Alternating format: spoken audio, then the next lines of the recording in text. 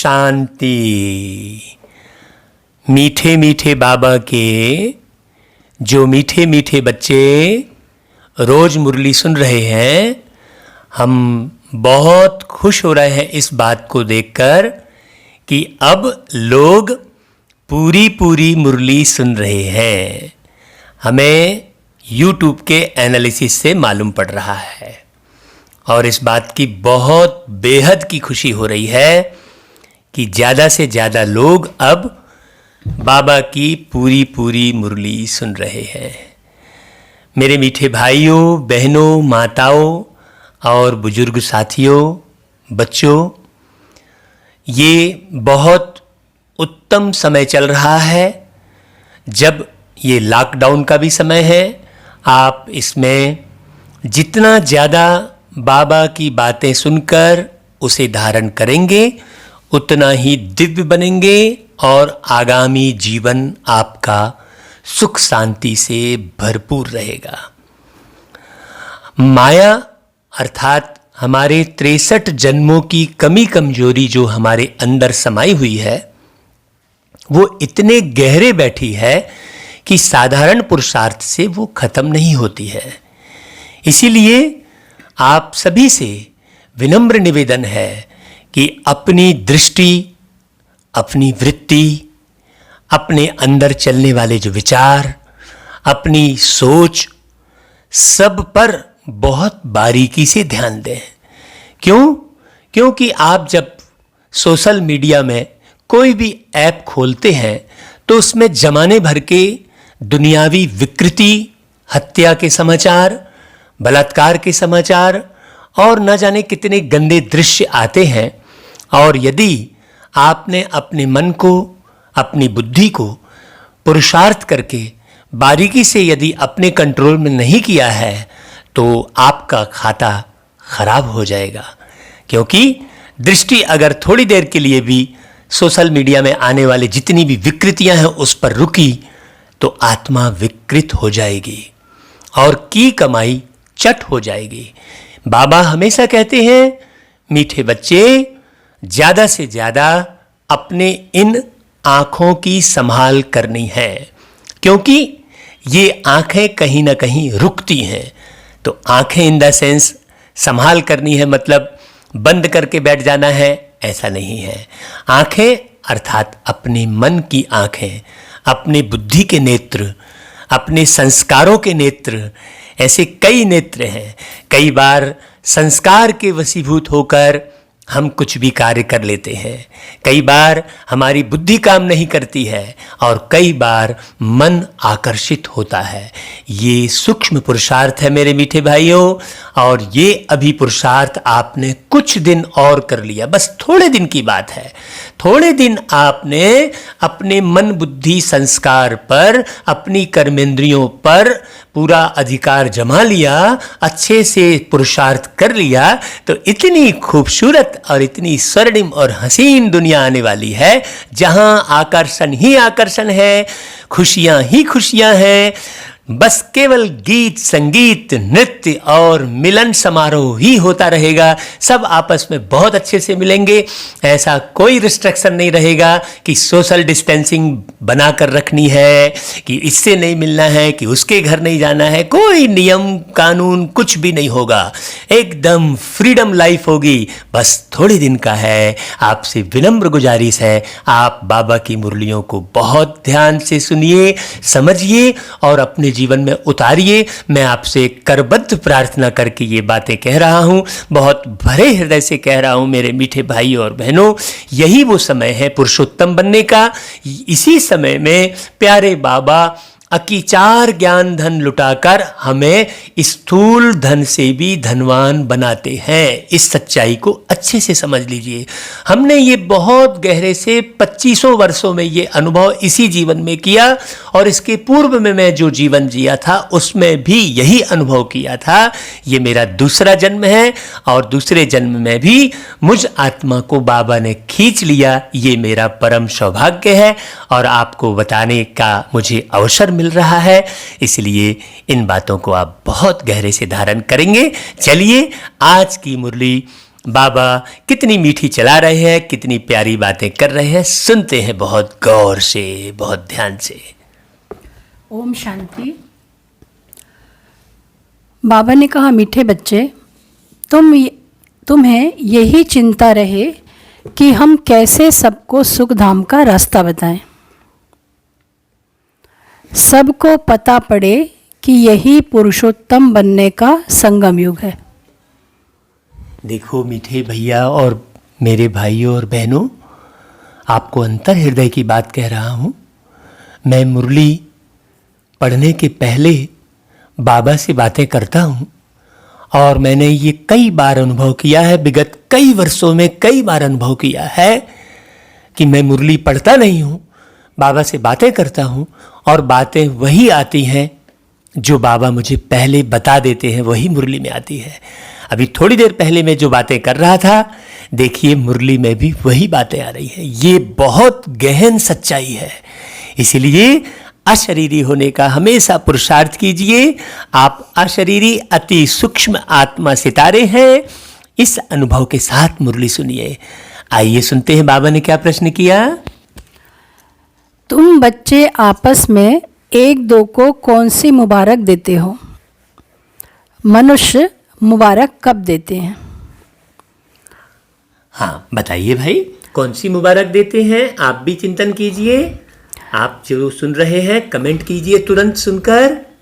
आगे इसमें बाबा ने उत्तर में बताया, मनुष्य मुबारक तब देते जब कोई जन्मता है, हाँ विजयी बनता है, बहुत सुंदर, या शादी करता है, अच्छा 3 बातें हो गई, या कोई बड़ा दिन होता है। 4 बातें हो गई। परंतु वह कोई सच्ची मुबारक नहीं। हाँ तुम बच्चे एक दो को बाप का बनने की मुबारक देते हो। हाँ देखो, ये सच्ची मुबारक है। आपको पूरा पूरा प्यारा बाबा याद आ रहा है, सुबह से शाम, शाम से सुबह। केवल आप भोजन कर रहे हैं तो बाबा याद आ रहा है, आप स्नान कर रहे हैं तो बाबा याद आ रहा है। आलम ये दिल का क्या हम सुनाए, आलम ये दिल का क्या हम सुनाए, ओ बाबा तुम्हारा प्यार कैसे बताए। बाबा अति सूक्ष्म है, बाबा अदृश्य है, तो उसके प्यार का अनुभव भी बहुत सूक्ष्म है, बहुत अदृश्य है, हर कोई नहीं कर पाता है। जो बहुत बाबा को याद करता है, बहुत मुरलियाँ पढ़ता है, वही बाबा के बहुत करीब जाता है और बाबा के न जाने कितने गीत अंतर हृदय से प्रस्फुटित होते हैं। न तो मैं कोई संगीतकार हूँ, न तो मैं कोई गीतकार हूँ, न तो मैं कोई गायक हूँ, बस बाबा को याद करने से अपने आप बनते हैं गीत। आइए आगे सुनते हैं। मैं तो अनुभव सुनाकर ऐसा लगता है कि मैं आप लोगों को अपना अनुभव ही सुनाता रहूं बाबा के संग का। मैं बाबा के संग का रंग इतना गहरा लगा है मुझे आत्मा में कि कैसे बता दूं आप लोगों को। चलिए सुनते हैं मुरली। तुम कहते हो कि हम कितने खुश नसीब हैं जो सब दुखों से छूट सुख धाम में जाते हैं। हाँ तुम्हें दिल ही दिल में खुशी होती है। हाँ, ये तो बाबा मुरली में कह रहे हैं, लेकिन हम आपको बता दें ये हमारे अंदर की गहराई और गहरी गहरी गहरी गहरी से गहरी सच्चाई है। आप माने या ना माने भाई। आगे। ओम शांति। बेहद का बाप बैठ बेहद के बच्चों को समझाते हैं। हाँ देखिए, बेहद के बाप बैठ बेहद के बच्चों को समझाते हैं। बेहद के बच्चे मतलब जिनके हृदय में पूरे संसार की आत्माओं के प्रति बहुत गहरा प्यार है। न तो कोई विदेशी लगे, न तो कोई देसी लगे, न तो कोई पराया लगे, न तो कोई पार्टिकुलर अपना लगे। सब मेरे हैं, सब अच्छे हैं, ये भाव गहरे से बैठ जाए, वो है बेहद का बच्चा। हाँ, मैं फलाने शहर का हूँ, मेरा फलाना पड़ोसी है, ये भाव केवल टेम्परेरी अपने शहर तक सीमित कार व्यवहार के लिए रख लो भले, लेकिन अंदर के भाव सारा जग परिवार है अपना, ये बनाना है, तभी आप बेहद के बच्चे कहलाएंगे। बाबा उन बेहद के बच्चों को देखकर बात कर रहे हैं। अब बेहद की बात आपको समझ में आई होगी। आगे अब प्रश्न उठता है, बेहद का बाप कौन? यह तो जानते हो कि सबका बाप एक है, जिसको परम पिता कहा जाता है। लौकिक बाप को परम पिता नहीं कहा जाता। परम पिता तो एक ही है, उनको सब बच्चे भूल गए हैं। इसलिए परम पिता परमात्मा जो दुख हरता सुख करता है, उसे तुम बच्चे जानते हो कि बाप हमारे दुख कैसे हर रहे हैं, फिर सुख शांति में चले जाएंगे। देखो, बाबा अर्थात परम पिता को सारी दुनिया जाने अनजाने याद तो करती है। एक युवा बिस्तर में पड़ा है, बीमार पड़ा है, उसके मम्मी पापा उसके आजू बाजू में बैठे हैं, और लेकिन वो फिर भी हे परमपिता परमात्मा मेरी रक्षा कर, ऐसा उस समय याद करता है। तो कौन से पिता को याद करता है? और आप सोचिए, मेरे जो पिता थे लौकिक में और जो मेरी मैया थी वो तो छोड़ के चली गई, अब मैं किसके सहारे जीऊँ? सोचने की बात है। यहाँ पर कोई भी लौकिक माता पिता जीवन भर साथ तो रहते नहीं हैं। जीवन भर कोई किसी का साथी कभी नहीं बन सकता, ये सिस्टम ही नहीं है। लेकिन वो अदृश्य परमात्मा निराकार, वो जीवन भर आपके साथी बने रहते हैं, क्योंकि वो कहीं नहीं बंधे हैं।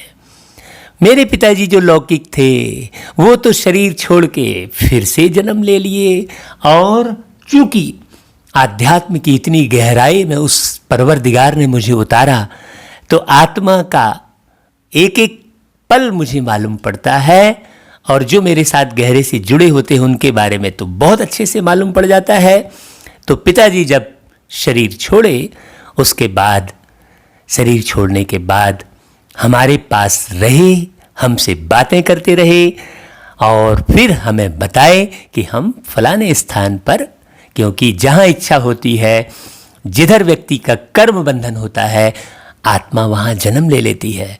और फिर छोटे भाई के घर में उनका जन्म हो गया। मुझे मालूम है आज वही आत्मा जो मेरे पिता का रोल अदा कर रही थी, वही आत्मा आज मेरा भतीजा बन गई है। इन गहराई को जो व्यक्ति समझ लेगा वो कभी कभी किसी भी बात पर दुखी नहीं होगा। तो ये मैं आपको कल की मुरली के बीच में मैंने ये बताया था कि मैं आपको बहुत सारे अपने रियल अनुभव भी सुनाऊंगा, जिससे आपको ये स्पष्ट हो जाएगा कि सच्चा साथी, सदा का साथी केवल एक परमात्मा है। इसीलिए ज़्यादा से ज़्यादा उनको जानने, समझने, उनकी बातों को सुनने का पुरुषार्थ करेंगे, और अधिक से अधिक समय अपना मानसिक और बौद्धिक और संस्कारिक संबंध केवल परमात्मा से बनाएंगे, तो देखिए कितनी सुंदर दुनिया का निर्माण होगा। चलिए आज बाबा आगे फिर क्या कहते हैं सुनते हैं। सब तो सुख में नहीं जाएंगे, कुछ सुख में कुछ शांति में चले जाएंगे। कोई सतयुग में पार्ट बजाते, कोई त्रेता में, कोई द्वापर में। तुम सतयुग में रहते हो तो बाकी सब मुक्ति धाम में, उनको कहेंगे ईश्वर का घर। मुसलमान लोग जब नमाज पढ़ते हैं तो सब मिलकर खुदा ताला की बंदगी करते हैं। किस लिए? क्या बहिश्त के लिए या अल्लाह के पास आने के लिए? अल्लाह के घर को बहिश्त नहीं कहेंगे, वहाँ तो आत्माएं शांति में रहती हैं, शरीर नहीं रहते। यह जानते होंगे अल्लाह के पास शरीर से नहीं परंतु हम आत्माएं जाएंगी। अब सिर्फ अल्लाह को याद करने से तो कोई पवित्र नहीं बन जाएंगे। अल्लाह को तो जानते ही नहीं। अब यह मनुष्यों को कैसे राय दें कि बाप सुख शांति का वर्षा दे रहे हैं। यहाँ पर बाबा बहुत गहरी बात बता रहे हैं।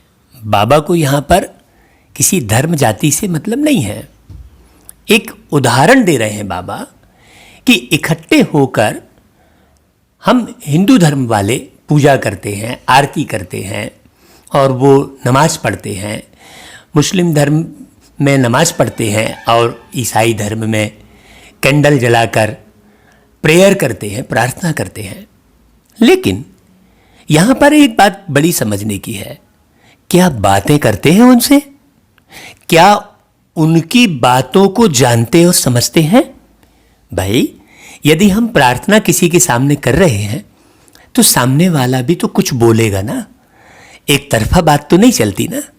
लेकिन आपने देखा होगा कि किसी भी ग्रंथ, किसी भी साहित्य में कहीं भी परमात्मा ने क्या बोला ये नहीं बताया है। और परमात्मा कौन से सुख का वर्षा देते हैं, क्या देते हैं? देखिए, बेहद का बाप है ना, तो बेहद देगा ना। एक करोड़पति के घर में क्या एक पैसा मिलेगा क्या? वो करोड़पति एक पैसा देने में संकोच नहीं करेगा। वैसा ही जो विश्वपति है वो कोई थोड़ा मोड़ा देगा, तो वास्तव में वो इस कलयुगी दुख धाम को पूरा सतयुगी सुख धाम में बदल देते हैं। शांति धाम अलग है। बाबा ने अलग अलग बातें बताई, देखिए, और इतनी गहरी बात केवल परमात्मा ही बता सकते हैं। शांति धाम में आप बिना शरीर के रहते हैं और सुख धाम में शरीर के साथ सुख शांति से, पवित्रता से संपन्न रहते हैं। तो केवल अल्लाह, खुदा, ईश्वर, प्रभु, भगवान ये कहकर याद कर लेने से पावन नहीं बनेगा कोई व्यक्ति। पावन बनने की विधि है, वो विधि सीखनी पड़ेगी। भाई, एक छोटी सी चाय बनाने की विधि होती है, अगर वो परफेक्ट नहीं मालूम है तो वो बिगड़ जाती है। तो जीवन को पावन बनाने की एक बहुत सुंदर विधि होगी ना। ऐसा थोड़ी कि कोई भी नाम रूप में रट लिए, कोई भी चालीसा पढ़ लिए तो पावन बन जाएंगे, या गंगा में नहा लिए तो पावन बन जाएंगे, ऐसा नहीं है। ये पावन बनने की विधि बाबा एक एक शब्द की गहराई सुनाते हैं, समझाते हैं मुरलियों में। आप पूरी पूरी मुरली बहुत एकाग्रता से सुनेंगे, समझेंगे और एक एक शब्द को धारण भी करते चलेंगे, क्योंकि जब तक आप धारण नहीं करेंगे तब तक पक्का नहीं होगा, वो फायदा नहीं देगा। आपने बाजार से बहुत अच्छे अच्छे फल, फ्रूट और खाने पीने की सामग्री सब ले आकर घर में रख ली, लेकिन खाई नहीं, तो वो आपके शरीर में तो लगेगी नहीं ना। उसी प्रकार आपने कानों से ज्ञान तो सुन लिया, समझ भी लिया मन बुद्धि से, लेकिन यदि उसे आपने धारण नहीं किया तो कोई फायदा नहीं होगा। तो अब आगे की जो मुरली आप सुनेंगे, ये निश्चय कीजिए कि मुझे एक एक शब्द का अपने जीवन में अनुसरण भी करना है। आगे, विश्व में शांति कैसे होती है, विश्व में शांति कब थी, यह उन्हों को कैसे समझाएं। सर्वसेवुल बच्चे जो हैं, नंबरवार पुरुषार्थ अनुसार उन्हों को यह चिंतन रहता है। देखिए, विश्व में शांति कब थी, ये कैसे समझाएं, कहाँ थी, कैसे थी। तो विश्व में शांति, एक धर्म जब बन जाता है तो विश्व में शांति रहती है। अभी तो अनेक धर्म हैं, अनेक जाति हैं, अनेक परिपाटी है, अनेक प्रथाएं हैं, अनेक कथाएं हैं। जब कोई कथा नहीं रहती, कोई प्रथा नहीं रहती, किसी भी प्रकार का धर्म भेद नहीं रहता, तब विश्व में शांति होती है। और वो एक परमात्मा ही कर सकते हैं, और वो अभी कर रहे हैं। आगे, तुम ब्रह्मा मुख वंशावली ब्राह्मणों को ही बाप ने अपना परिचय दिया है। सारी दुनिया के मनुष्य मात्र के पार्ट का भी परिचय दिया है। अब हम मनुष्य मात्र को बाप और रचना का परिचय कैसे दें? बाबा ये प्रश्न कर रहे हैं कि तुम्हें तो मिल गया, हम बच्चों को तो मिल गया, अब प्यारे बाबा का परिचय कैसे हो? तो प्यारे बाबा का परिचय बाप समान बनने पर ही होगा।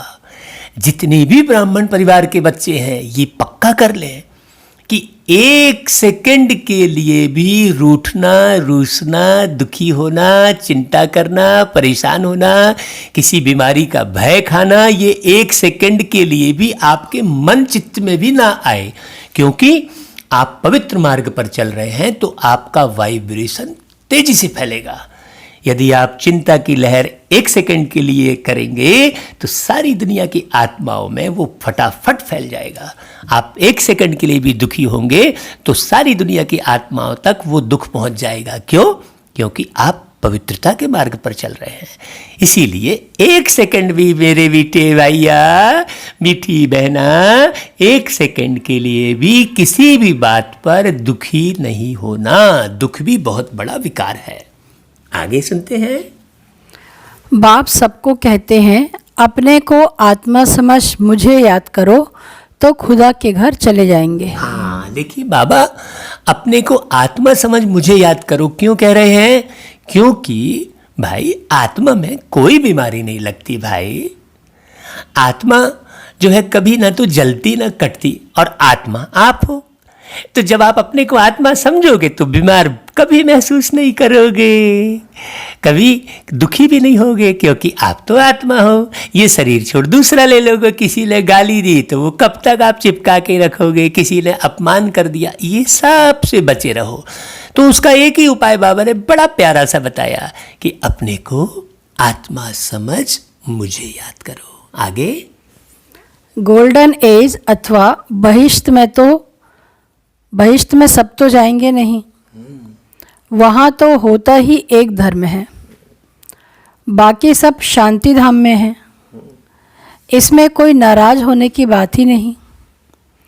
मनुष्य शांति मांगते हैं, वह मिलती ही है अल्लाह अथवा गॉड फादर के घर में।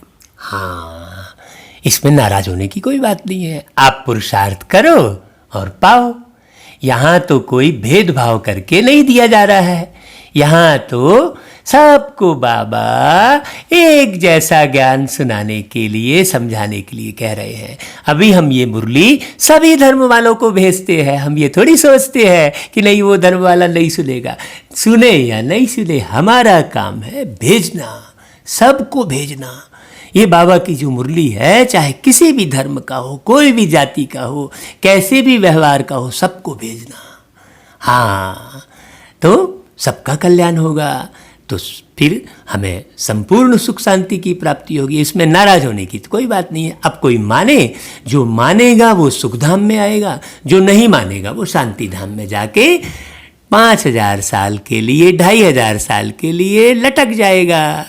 ये समझने की बात है, बहुत बारीकी। आगे, आत्माएं सब आती हैं शांति धाम से, वहाँ फिर तब जाएंगे जब नाटक पूरा होगा। बाप आते भी हैं पतित दुनिया से सबको ले जाने के लिए। देखिए ऐसी बातें कोई मनुष्य नहीं कर सकता कि वहाँ जाएंगे कब, जब नाटक पूरा होगा। अर्थात इस पूरे विश्व के नाटक को प्यारे बाबा बहुत अच्छी रीति समझ रहे हैं, और नाटक पूरा होगा ये बोल रहे हैं, मतलब जरूर थोड़े दिनों बाद ये नाटक पूरा होने वाला है, तभी बोल रहे हैं। पहले तो नहीं बोले, इसके पहले तो ऐसी बातें सुनने कभी नहीं मिली। हाँ, इसका मतलब अभी नाटक बिल्कुल पूरा होने वाला है। आप अटेंशन देकर इन बातों को फॉलो करिए। आगे, अभी तुम बच्चों की बुद्धि में है हम शांति धाम में जाते हैं फिर सुख धाम में आएंगे। यह है पुरुषोत्तम संगम युग। पुरुषोत्तम अर्थात उत्तम से उत्तम पुरुष। जब तक आत्मा पवित्र न बने तब तक उत्तम पुरुष बन नहीं सकते। बाबा ने एक ही राज बताया कि जब तक आप आत्मा पूरी तरह पवित्र नहीं बनेंगे, और वास्तव में जितनी भी मुरलियां बाबा ने चलाई हैं वो पवित्र बनने की विधि ही सिखाई है एक एक बात में। अगर आप बहुत गहराई से मुरली सुनेंगे तो पवित्र बनना बहुत बहुत आसान हो जाएगा। आगे सुनते हैं। अब बाप तुमको कहते हैं मुझे याद करो और सृष्टि चक्र को जानो और साथ में दैवी गुण भी धारण करो। 3 बातें हैं। कौन कौन सी बातें फिर से रिपीट करिए। मुझे बाबा को याद करना, सृष्टि चक्र को सृष्टि चक्र को जानना, क्योंकि चक्र को जानेंगे, चक्र की याद रहेगी आपको तो समय पर आप नीचे उतरेंगे। समय की भी ज्ञान होना चाहिए। और तीसरा दैवी गुण धारण करना। देखिए बहुत सिंपल सी बात है। तो जब आप दैवी, और सबसे पहले जब आप दैवी गुण धारण करेंगे तभी आपको चक्र और बाबा याद आएगा। और यदि आपके अंदर में आसुरी गुण रहेंगे तो आपको कदापि सृष्टि चक्र का ना तो ज्ञान समझ में आएगा और ना तो वो बाबा पूरा पूरा अच्छे से याद आएगा। आगे। इस समय सभी मनुष्यों के कैरेक्टर बिगड़े हुए हैं। नई दुनिया में तो कैरेक्टर बहुत फर्स्ट क्लास होते हैं। भारतवासी ही ऊंच कैरेक्टर वाले बनते हैं। देखिए कितनी खूबसूरत बात बताई बाबा ने कि नई दुनिया में एक भी बच्चा कैरेक्टरलेस नहीं रहता। और वो चरित्र का निर्माण कब करते हैं बाबा? अभी अभी। ये जो मुरली चल रही है यही समय है। अभी नहीं तो कभी नहीं। हाँ, और यहाँ एक भी चरित्रवान, एक भी पूरा पूरा चरित्रवान व्यक्ति यहाँ एक भी नहीं है और वहाँ एक भी दुष्चरित्र नहीं रहता है। कितनी सुंदर दुनिया होगी। आइए जल्दी जल्दी कदम बढ़ाइए। उन ऊंच कैरेक्टर वालों को कम कैरेक्टर वाले माथा टेकते हैं। उनके कैरेक्टर्स वर्णन करते हैं। यह तुम बच्चे ही समझते हो। हाँ देखिए, आप कहते भी हैं मंदिरों में जाकर कि मुझ निर्गुण हारे में कोई गुण नहीं। आप देवी देवताओं के सामने में उनके गुणों का बखान करते हैं। तो वो गुण और उन्हें देवता कब बनाया, ये राज की बात अभी समझ में आती है जब बाबा धरती पर आते हैं। अब औरों को समझाएं कैसे? कौन सी सहज युक्ति रचें? यह है आत्माओं का तीसरा नेत्र खोलना। हाँ, बाबा आज मुरलियों में लगातार बच्चों से यही के पूछ रहे हैं कि कैसे बाबा का परिचय दें, कैसे समझाएं, कौन सी युक्ति रचें। तो भाई मैं सभी बाबा के बच्चों से निवेदन करूंगा कि आप भी कोई युक्ति बताइए कि किस प्रकार से हम धर्म भेद, जाति भेद, गरीबी अमीरी का भेद समाप्त करके सर्व आत्माओं को एक बाप के साथ जोड़ें। आप भी कोई युक्ति बनाकर हमें ऑडियो वीडियो बनाकर भेजिए। आगे। बाबा की आत्मा में ज्ञान है। मनुष्य कहते हैं मेरे में ज्ञान है। यह देह अभिमान है। इसमें तो आत्म अभिमानी बनना है। हाँ, यहाँ पर देखिए बाबा ने फिर बहुत अच्छी बात बोली कि यदि आपको ज्ञान का भी घमंड है, भाई ज्ञान तो मिल रहा है प्यारे बाबा से, अगर आप बहुत अच्छा समझा लेते हैं, ये आपको भाव है अंदर में, तो भी ये देह अभिमान है। नहीं, अरे भाई मैं क्या जान रहा हूँ, जो कुछ करा रहा है बाबा करा रहा है। हाँ, लगन है बाबा से तो मैं कर रहा हूँ, ये भावना हमेशा रहनी चाहिए। नहीं तो बाबा ने देहभान की सूक्ष्म बात बताई। आगे। सन्यासी लोगों के पास शास्त्रों का ज्ञान है। बाप का ज्ञान तो जब बाप आकर देवे। युक्ति से समझाना है। वो लोग कृष्ण को भगवान समझ लेते हैं, भगवान को जानते ही नहीं। ऋषि मुनि आदि कहते थे हम नहीं जानते हैं। देखिए यहाँ पर बाबा ने कहा कि बाप का परिचय बाप ही आकर देते हैं। बिल्कुल एकदम राइट बात है। जब बच्चा लौकिक में भी बच्चा होता है तो वो अपने बाप को जानता थोड़ी है। बाप ही बोलता है, माँ बताती है कि देख ये तेरा बाप है, और बाप ही बोलता है बच्चे मैं तेरा बाप हूँ, बोल पापा बोल बोल, ऐसा कहते हैं ना। तो यहाँ भी बाप धरती पर आकर ब्रह्मा माँ के माध्यम से हम बच्चों को समझाते हैं कि मैं तेरा बाप हूँ।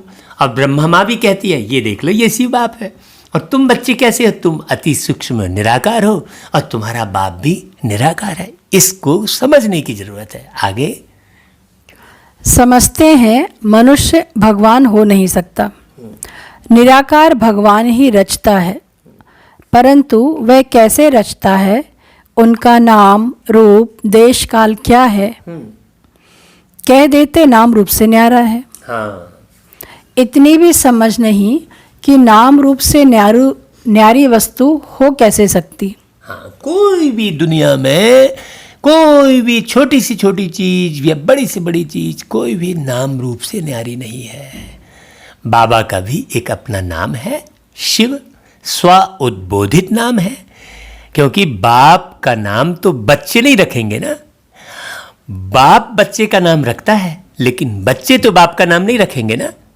ये बात सोचने की है। तो हम कैसे नाम रख लेते हैं अलग अलग भगवान के अलग अलग नाम। नहीं, हमारे धर्म में हम इस भगवान को मानते हैं, हमारे धर्म में हम इस भगवान को मानते हैं। ये कितनी बड़ी विकृति है, ये बहुत बड़ी विकृति है। स्व उद्बोधित नाम शिव ही है और शिव के ऊपर कोई नहीं है। आप देखिए ना, शिव के कोई पिता का गायन कहीं भी है, लेखन वर्णन है क्या? रामचंद्र जी के पिता का वर्णन है, कृष्ण जी के पिता का वर्णन है, सभी के पिता का वर्णन है, लेकिन शिव के है क्या? तो बहुत गहन गंभीर समझने की बात है। लेकिन बहुत सी मनुष्य आत्माएं इस बात को नहीं मानती। नहीं, हम शिव को नहीं मानेंगे।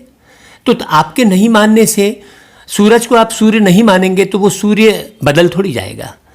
आप मानेंगे तो फायदे में रहेंगे, नहीं मानेंगे तो कोई वो तो है नहीं। ये तो सिस्टम सेट है कि जो नहीं मानेगा वो जाकर ऊपर शांति धाम में लटक जाएगा, और जो मानेगा वो शरीर सुख पाएगा। अभी भी आप शरीर में बैठे हैं तो सुख पाने की ही कामना करते रहते हैं। पूरे समय सुख की ही कामना करते हैं, चाहे वो किसी भी धर्म का व्यक्ति हो। तो उसी सुख धाम की स्थापना तो कर रहे हैं प्यारे बाबा, और जिसको चाहिए उसके लिए कर रहे हैं। शरीर में बैठी आत्मा को ही सुख चाहिए, है ना। ये बहुत गहरी बात है। आगे सुनते हैं। इम्पॉसिबल है। अगर कहते हैं पत्थर, ठिक्कर, कच्च मच्च सब में है तो वह नाम रूप हो जाता है। कब क्या कहते रहते हैं। हाँ, बच्चों को दिन रात बहुत चिंतन चलना चाहिए कि मनुष्यों को हम कैसे समझाएं। हाँ, बहुत तड़फ होनी चाहिए अंदर में। बाबा कह रहा है बच्चों को दिन रात चिंतन चलना चाहिए। क्यों? क्योंकि बिना बाप के परिचय के इस दुनिया में शांति नहीं लाई जा सकती। जब तक सब लोग एक बाप को नहीं जानेंगे, शांति के सागर को नहीं जानेंगे, तब तक सुख शांति की स्थापना नहीं हो सकती।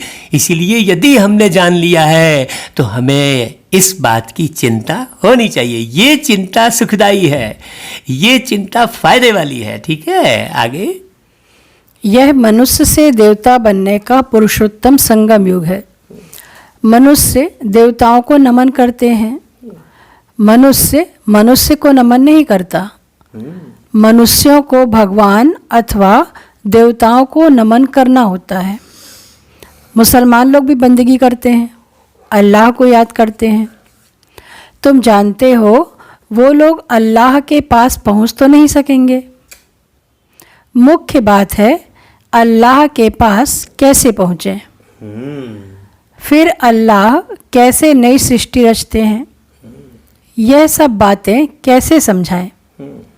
इसके लिए बच्चों को विचार सागर मंथन करना पड़े।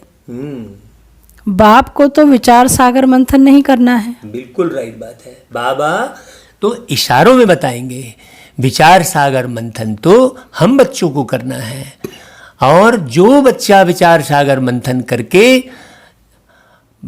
आगे बढ़ाएगा वो अपनी कमाई जमा करेगा। यदि आप विचार सागर मंथन नहीं कर रहे हैं तो ये जो विचार सागर मंथन करने वाली जो मुरली है, इसे ही आप ज़्यादा से ज़्यादा दिखाने के लिए प्रयास कीजिए, तो ये भी एक बहुत बड़ा सहयोग हो जाएगा। आगे। बाप विचार सागर मंथन करने की युक्ति बच्चों को सिखलाते हैं। इस समय सब आयरन एज में तमो प्रधान है। जरूर कोई समय गोल्डन एज भी होगी। देखिए इस समय आयरन एज आप देख ही रहे प्रत्यक्ष में, मशीनी युग है। अब ऑक्सीजन नापने की मशीन, तो टेम्परेचर नापने की मशीन, तो शुगर नापने की मशीन, तो ब्लड प्रेशर नापने की मशीन, तो क्या मशीनें नहीं निकली हैं। और मशीनों की रिपोर्ट पर मनुष्य अपनी बुद्धि को पूरा फिट किया हुआ है। कोई ज़रूरी नहीं है कि वो मशीन राइट आपको बता रही है। आप कितनी बार कितनी जगह हमने देखा, हमारा खुद का अनुभव है, एक जगह ब्लड टेस्ट कराया तो उसने बताया डेंगू बुखार, दूसरी जगह ब्लड टेस्ट कराया तो बोले नहीं है, तीसरी जगह ब्लड टेस्ट कराया तो बोले फलानी बुखार। अब आप खुद सोचिए, हमने खुद देखा है, जो ये मशीन जो माथे पर लगाकर टेम्परेचर नापते हैं, 103 डिग्री बुखार बता रहा है थर्मामीटर, और वो माथे पर जो मशीन लगा रहे हैं जिसमें सबको टेस्ट कर रहे हैं वो बता रहा है 98। अब सोचिए, तो मशीनों में बुद्धि लगी हुई है लोगों की।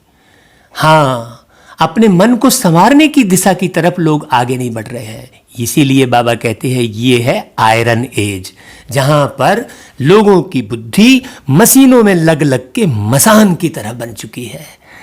हाँ, सारा निर्णय मशीनों के ऊपर ही आधारित है। तो बाबा इसीलिए मन का पुरुषार्थ नहीं कर पाते हैं, और बाबा हमें मन का पुरुषार्थ, बुद्धि का पुरुषार्थ बताते हैं। इसलिए गहन गंभीरता से मुरली सुनकर इसे आप फॉलो करिए। अच्छा, आगे सुनते हैं। गोल्डन एज को प्योर कहा जाता है। प्योरिटी और इम्प्योरिटी। सोने में खाद डाली जाती है ना, आत्मा भी पहले प्योर सतो प्रधान है, फिर उनमें खाद पड़ती है। हाँ, अब ये सोने का जो उदाहरण दिया और आयरन एज का उदाहरण दिया, एज यानी अवस्था, स्थिति, आत्मा की स्थिति सोने जैसी, 24 कैरेट सोना, क्योंकि सोना सबसे श्रेष्ठ धातु माना जाता है, इसलिए सोना शब्द का उपयोग किया है ना भाई। आगे, जब तमो प्रधान बन जाती है तब बाप को आना है। बाप ही आकर सतो प्रधान सुख धाम बनाते हैं। सुख धाम में सिर्फ भारतवासी ही होते हैं, बाकी सब शांति धाम में जाते हैं। शांति धाम में सब प्योर रहते हैं, फिर यहाँ आकर आहिस्ते आहिस्ते इम्प्योर बनते जाते हैं। हर एक मनुष्य सतो रजो तमो जरूर बनते हैं। अब उन्हों को कैसे बताएं कि तुम सब अल्लाह के घर पहुंच सकते हो। देह के सब संबंध छोड़ अपने को आत्मा समझो। अब देखो, यहाँ पर बाबा हमें ये समझाना चाह रहे हैं कि हर एक मनुष्य सतो से तमो बनता ही है। इसीलिए मनुष्य के पीछे मत भागे। देहधारी जितने भी हैं, जिनका भी शरीर दिखाई दे रहा है इस दुनिया में, चाहे वो किसी भी धर्म का हो, तो शरीरधारी के पीछे शरीरधारी भागेंगे तो कोई प्राप्ति नहीं होगी। इसीलिए बाबा ये बता रहे हैं कि कोई भी मनुष्य आत्मा जब ऊपर से नीचे आती है और जन्म लेती है तो सतो प्रधान से तमो प्रधान बनती ही है। इसीलिए बाबा को अच्छी रीति जानकर समझकर उन्हें याद करने से ही आप पावन बन सकते हैं। आगे सुनते हैं। भगवान उवाच तो है ही, मेरे को याद करने से यह जो 5 भूत हैं वह निकल जाएंगे। तुम बच्चों को दिन रात यह चिंता रहनी चाहिए। बाप को भी चिंता हुई तब तो ख्याल आया कि जाऊं, जाकर सबको सुखी बनाऊं। साथ में बच्चों को भी मददगार बनना है। अकेले बाप क्या करेंगे। हाँ, देखिए स्पष्ट मालूम पड़ रहा है कि प्यारे बाबा अपने बच्चों की बहुत गहन चिंता कर रहे हैं। और बाबा ये कह रहे हैं कि केवल एक बाप चिंता करेगा तो थोड़ी बात बनेगी, क्योंकि बाबा तो अशरीरी है ना। ड्रामे में पार्ट ये है कि वो पूरे समय एक शरीर में रहकर बता नहीं सकते, और हमारे साथ ये बढ़िया सुखद है कि हम लंबे समय तक एक शरीर में रहकर सबको सब बात बता सकते हैं। तो बच्चों को भी चिंता होनी चाहिए, ये बाबा कह रहा है, क्योंकि बच्चों को ही ज़्यादा चिंता होनी चाहिए कि भाई किस प्रकार से हम सबको सुखी करें। बाबा सुख का रास्ता बता रहा है। बाबा के पास तो टेम्परेरी शरीर है, कुछ समय के लिए ले सकते हैं, फिर वो परम धाम जाना पड़ता है उनको। ये ड्रामे में सिस्टम सेट है। और हमारे पास तो हमें 80 साल, 100 साल, 150 साल तक के लिए शरीर हमें मिला है ना।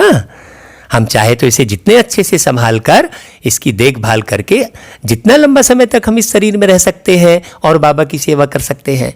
लेकिन वैसा होना चाहिए। जब हम बाबा की सेवा के साथ इस प्रकार से चिंता करते हैं तो बाबा हमें मदद करते हैं और हमारी आयु भी बढ़ती है। चलिए आगे सुनते हैं।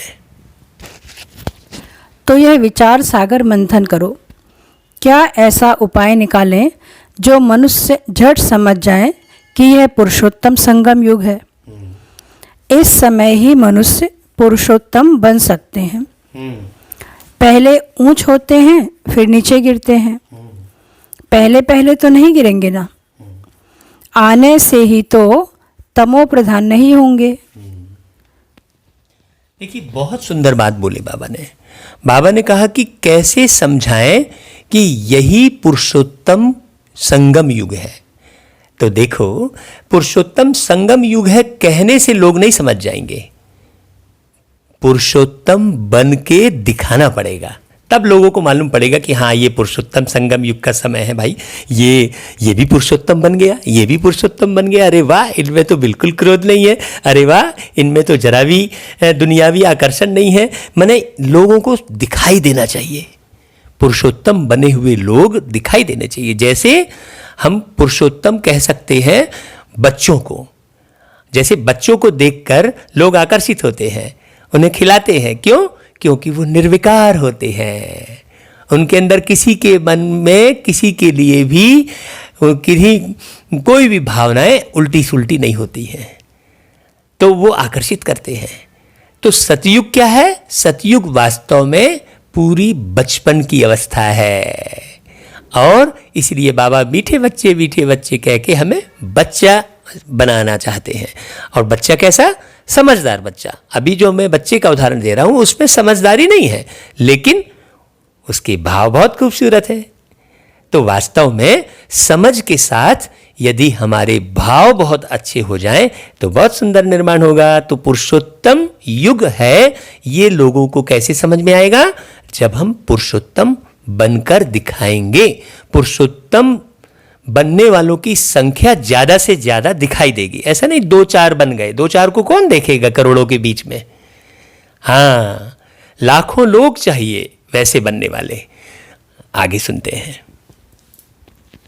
हर चीज पहले सतो प्रधान, फिर सतो रजो तमो होती है। बच्चे इतनी प्रदर्शनियां आदि करते हैं, फिर भी मनुष्य कुछ समझते नहीं हैं, तो और क्या उपाय करें? भिन्न भिन्न उपाय तो करने पड़ते हैं ना, उसके लिए टाइम भी मिला हुआ है। फट से तो कोई संपूर्ण नहीं बन सकते। देखिए, बाबा ने प्रदर्शनियों का उदाहरण दिया कि इतने प्रदर्शनियां बच्चे करते हैं लेकिन लोग निकलते नहीं हैं, बनते नहीं हैं। तो बाबा प्रदर्शनी करने के साथ साथ और क्या बोलना चाह रहा है? इशारे क्या है बाबा के? हाँ, कि हम चलते फिरते म्यूजियम बन जाएं, ये बाबा ने बीच में मुरलियों में कहा है। हमसे, हमारे नयनों से, हमारे बोल से, हमारी दृष्टि से ज्ञान टपके। जहां हम खड़े हो जाएं तो लोगों को ये महसूस होने लगे कि नहीं, ये बहुत लाइट व्यक्ति है, बहुत हल्का व्यक्ति है, बहुत निश्चिंत व्यक्ति है, बहुत बेफिक्र बादशाह के जैसा व्यक्ति है। इसको धन का कोई ओना नहीं है, इसको नाम मान शान पद का कोई ओना नहीं है, ये कहीं किसी तरफ आकर्षित नहीं है। ऐसा लोगों को महसूस हो और ये संख्या ज़्यादा से ज़्यादा बढ़े। चंद्रमा थोड़ा थोड़ा करके आखिर संपूर्ण बनता है। हम भी तमो प्रधान बने हैं, फिर सतो प्रधान बनने में टाइम लगता है। वह तो है जड़, फिर यह है चैतन्य। तो हम कैसे समझावें? मुसलमानों के मौलवी को समझाएं कि तुम यह नमाज क्यों पढ़ते हो, किसकी याद में पढ़ते हो, यह विचार सागर मंथन करना है। बड़े दिनों पर प्रेसिडेंट आदि भी मस्जिद में जाते हैं, बड़ों से मिलते हैं। सब मस्जिदों की फिर एक बड़ी मस्जिद होती है, वहाँ जाते हैं ईद मुबारक देने। अब मुबारक तो यह है जब हम सब दुखों से छूट सुख धाम में जाएं, तब कहा जाए मुबारक हो। हाँ, देखिए बाबा ने बहुत सुंदर उदाहरण दिया कि बड़े लोग भी बड़े स्थानों पर जाते हैं, मुबारक देते हैं। मतलब हमारे अंदर में किसी भी किस्म का कोई भान नहीं होना चाहिए कि मुझे तो 50 साल हो गया ज्ञान में चलते, अब मैं क्या जाकर बताऊं, किसको बताऊं, बहुत बता लिया। कई बार ये भावना बैठ जाती है लोगों के अंदर में कि हम तो भैया बड़े हो गए, अब हम तो इस पोस्ट में पहुंच गए। नहीं, हम चाहे कितने भी बड़े हो, लेकिन हमें सब जगह बाबा ने ईद की मुबारकबाद देने जाते हैं। मतलब खुशी खुशी हमें सब जगह जाना है, निर्माण होकर, निमित्त समझकर, निर्मल बनकर। तो वो मुबारकबाद देते हैं तो 2 पल की होती है, उसमें दुख तो समाप्त नहीं होता है। ये बाबा ने उदाहरण दिया। तो हमारे अंदर खुशी हमेशा बरकरार रहे, बाबा को पाने की, बाबा करा रहा है, ये भाव अंदर में गहरे बैठा हो और बहुत चिंता हो कि कैसे करके मैं अपने स्वभाव संस्कार को बदल लूं, 1 सेकंड भी मेरी दृष्टि कहीं खराब ना हो। ये अटेंशन हमें पूरे समय देकर चलना होगा। आगे चलते हैं। हम खुशखबरी सुनाते हैं, कोई विन करते हैं तो भी मुबारक देते हैं, कोई शादी करते हैं तो भी मुबारक देते हैं, सदैव सुखी रहो। अब तुमको तो बाप ने समझाया है, हम 1-2 को मुबारक कैसे दें। इस समय हम बेहद के बाप से मुक्ति, जीवन मुक्ति का वर्षा ले रहे हैं। तुमको तो मुबारक मिल सकती है। बाप समझाते हैं, तुमको मुबारक हो, तुम 21 जन्मों के लिए पद्मपति बन रहे हो। अब सब मनुष्य कैसे बाप से वर्षा लें, सबको मुबारक दें। तुमको अभी पता पड़ा है, परंतु तुमको लोग मुबारक नहीं दे सकते, तुमको जानते ही नहीं। मुबारक देवें तो खुद भी जरूर मुबारक पाने के लायक बने। तुम तो गुप्त हो ना, 1-2 को मुबारक दे सकते हो। मुबारक हो, हम बेहद के बाप के बने हैं। देखिए, हमारी चलन से, हम जो बाबा के बच्चे हैं, हमारे बोल से, हमारे ज्ञान की गहराई के माध्यम से लोगों को मालूम पड़ेगा। तो लोगों को मालूम पड़ेगा तो वो जो मुबारक देंगे हमको, तब देंगे वो मुबारक कि अरे वाह, आप तो बहुत ऊंचा बजा रहे हो भाई। अगर मान लीजिए आज किसी को पद्मश्री मिलने वाला है, ये घोषणा होती है, तो सब उसे मुबारक देने लगते हैं जाकर कि अरे वाह, आपको पद्मश्री मिल रहा है राष्ट्रपति की ओर से। तो मालूम पड़ता है ना कि भाई उसने किस आधार पर उसे पद्मश्री मिला, उसकी वो कृतियां, उसकी वो संस्कृति दिखती है। तो वैसे ही हम ब्राह्मण आत्माओं की संस्कृति दैवी दिखाई दे, तब लोगों को मालूम पड़ेगा कि हाँ, हम 21 जन्मों की रजाई प्राप्त कर रहे हैं। कहने बस मात्र से थोड़ी लोग मान जाएंगे, ये हमारा वैसा स्वरूप दिखना चाहिए। ये बाबा विचार सागर मंथन करने की बात कर रहे हैं। आगे सुनते हैं। तुम कितने खुश नसीब हो, कोई लॉटरी मिलती है या बच्चा जन्मता है तो कहते हैं मुबारक हो। बच्चे पास होते हैं तो भी मुबारक देते हैं। तुमको दिल ही दिल में खुशी होती है, अपने को मुबारक देते हो। हमको बाप मिला है जिससे हम वर्षा ले रहे हैं।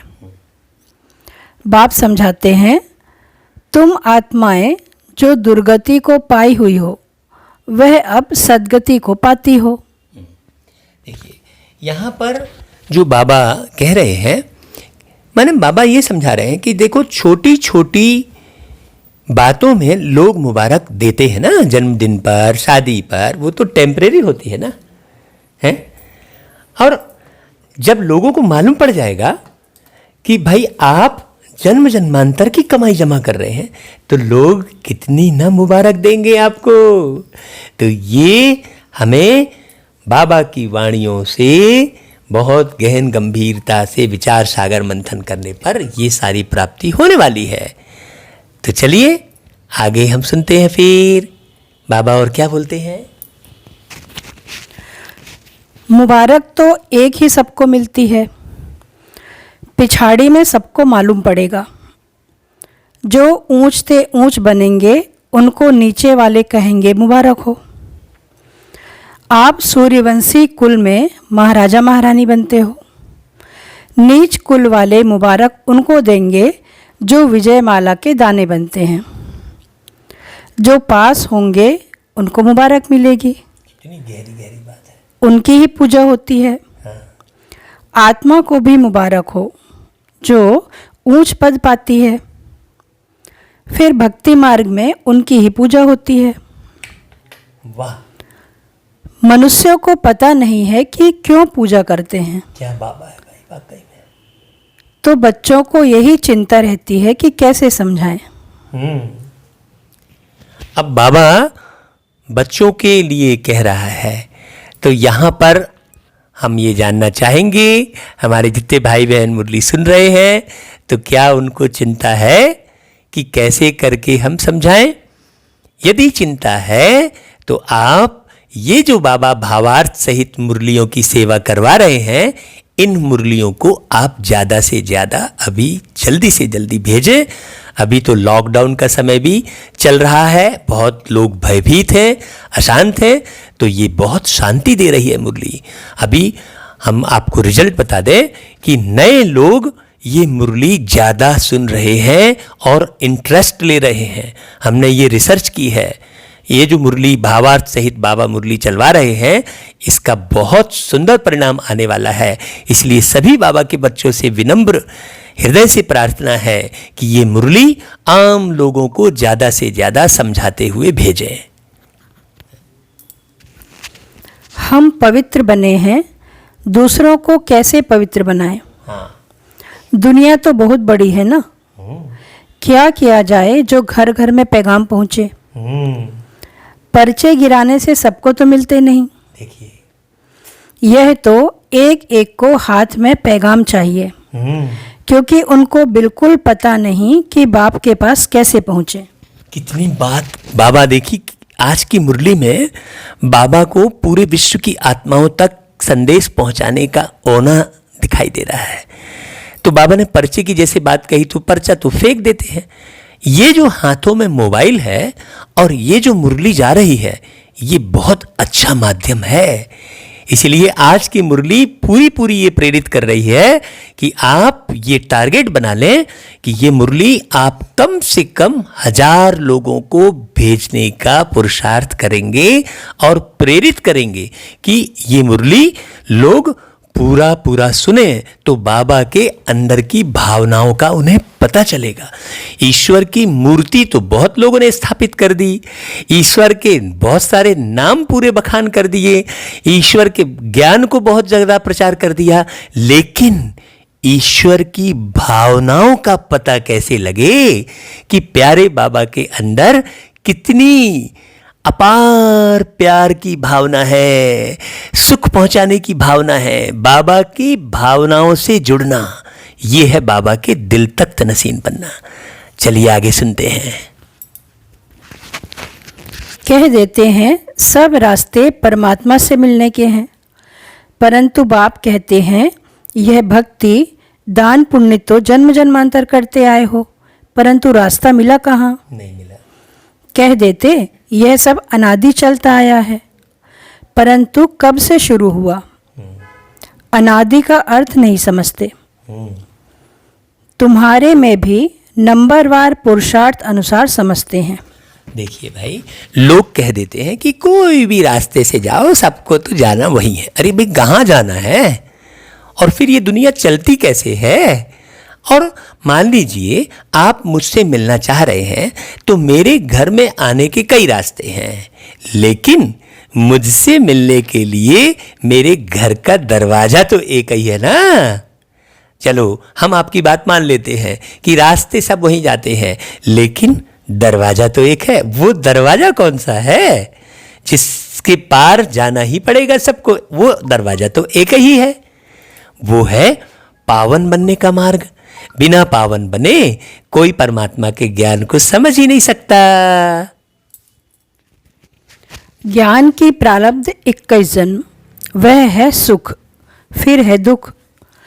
तुम बच्चों को हिसाब समझाया जाता है, किसने बहुत भक्ति की है।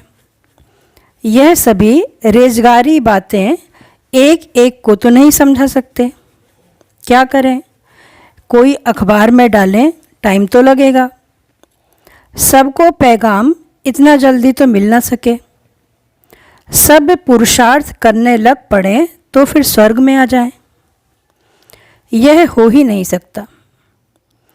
अब तुम पुरुषार्थ करते हो स्वर्ग के लिए। अब हमारे जो धर्म वाले हैं उनको कैसे निकालें? कैसे पता पड़े कौन कौन ट्रांसफ़र हुए हैं? हिंदू धर्म वाले असल में देवी देवता धर्म के हैं, यह भी कोई नहीं जानते। पक्के हिंदू होंगे तो अपने आदि सनातन देवी देवता धर्म को मानेंगे। इस समय तो सब पतित हैं, बुलाते हैं पतित पावन आओ। निराकार को ही याद करते हैं कि हमको आकर पावन दुनिया में ले चलो। इन्होंने इतना बड़ा राज्य कैसे लिया? भारत में इस समय तो कोई राजाई ही नहीं जिसको जीतकर राज्य लिया हो। वह कोई लड़ाई करके राजाई तो पाते नहीं। मनुष्य से देवता कैसे बनाया जाता कोई को पता नहीं है। ये राज कोई नहीं जान रहा है कि ये जो मुरली चल रही है, ये धीरे धीरे करके मनुष्य से देवता बनने का सिस्टम चल रहा है। ये किसी को नहीं मालूम। ये कोई कोई समझ पाता है। अभी बहुत लोग भी मुरली सुन रहे हैं, लेकिन इस भाव से थोड़ी मुरली समझ पा रहे हैं कि नहीं, इस मुरली के माध्यम से हम देवता बनेंगे ही, और देवताई गुण अभी हम में धारण हो ही गए हैं। ये पक्का होना चाहिए। और सब तो नहीं बनेंगे। हाँ, बाबा एक एक बात बारीकी से समझा रहे हैं कि भाई हम कैसे लोगों को बताएं।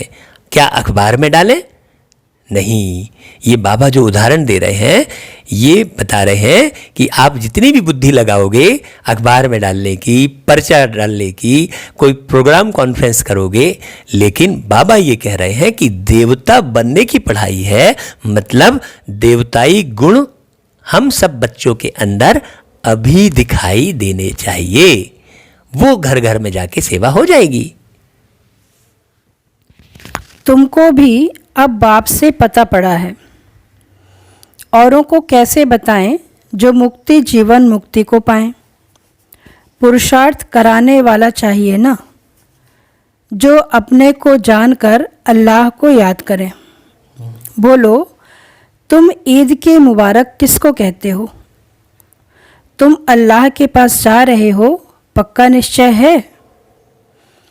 जिसके लिए तुमको इतनी खुशी रहती है, यह तो वर्षों से तुम करते आए हो। कभी खुदा के पास जाएंगे या नहीं? मूंझ पड़ेंगे।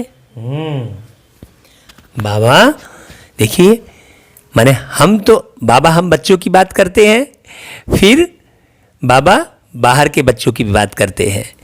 और जाकर पूछो, हम तो हमारे अंदर जो खुशी है प्यारे बाबा को पाने की, तब अब हम तो कोई प्रार्थना या किसी भी किस्म का कोई ऐसा कुछ करते नहीं है, क्योंकि हम बाबा को पा लिए हैं। बाबा की बातें सुनकर, उनकी बातों को हम जीवन में धारण करके वैसे दिव्य गुण संपन्न बनकर हम सदा खुशी में रहते हैं। इसीलिए बाबा ऐसी बातें कर रहे हैं कि भाई जाकर आप उनसे पूछो। क्यों?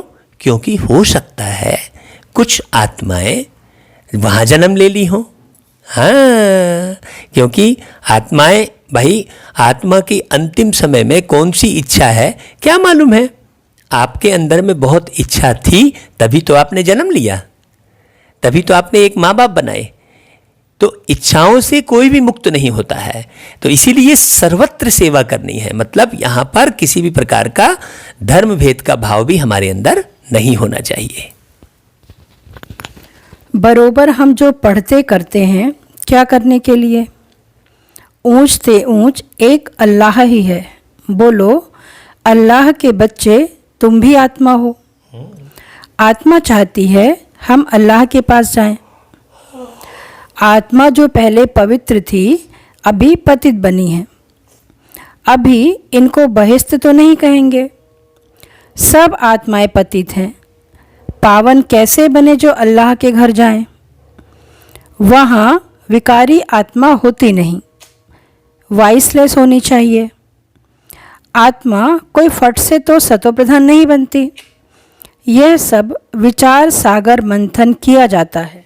हाँ, माने हमारे अंदर या तो हड़बड़ी होगी, नहीं हम बहुत अलबेले हो गए कि नहीं यार अब हम कितना करें, नहीं, हमें अनवरत ये उपाय करते रहना है, क्योंकि अभी सतयुग की स्थापना तो हो नहीं गई है ना। तो इसीलिए हमें लगातार ये उपाय सोचना है, विचार सागर मंथन करना है कि किस प्रकार से हम लोगों को यह संदेश दे सकें। बाबा का विचार सागर मंथन चलता है तब तो समझाते हैं ना, युक्तियाँ निकालनी चाहिए, किसको कैसे समझाएं। अच्छा, मीठे मीठे सिकिलधे बच्चों प्रति माता पिता बाप दादा का याद प्यार और गुड मॉर्निंग। रूहानी बाप के रूहानी बच्चों को नमस्ते, और हम रूहानी बच्चों की रूहानी माता पिता बाप दादा को याद प्यार गुड मॉर्निंग और नमस्ते। फिर धारणा के लिए मुख्य सार है। पहली पॉइंट है, जैसे बाप को ख्याल आया कि मैं जाकर बच्चों को दुखों से छुड़ाऊं, सुखी बनाऊं, ऐसे बाप का मददगार बनना है। घर घर में पैगाम पहुंचाने की युक्तियां रचनी हैं। दूसरा, सर्व की मुबारकें प्राप्त करने के लिए विजय माला का दाना बनने का पुरुषार्थ करना है, पूज्य बनना है। फिर वरदान है, नम्रता और अथॉरिटी के बैलेंस द्वारा बाप को प्रत्यक्ष करने वाले विशेष सेवाधारी भाव। डिटेल है, जहाँ बैलेंस होता है वहाँ कमाल दिखाई देती है। जब आप